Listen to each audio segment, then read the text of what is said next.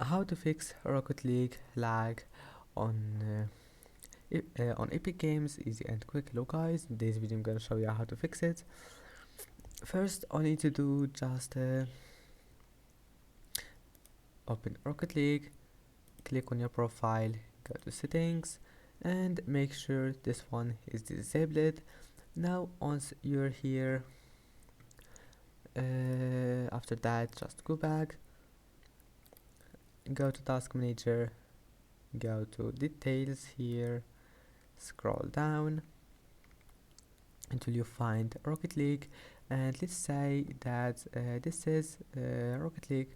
Click on it, right click, and put your mouse on set priority, and then click high and hit change priority. And now don't do it to this one here, runtime broker. I mean, if you scroll down until you find Rocket League and click on it, right click, and that's it. I hope that can help you, and that's it for today's video. Don't forget to like, and see you in the next video.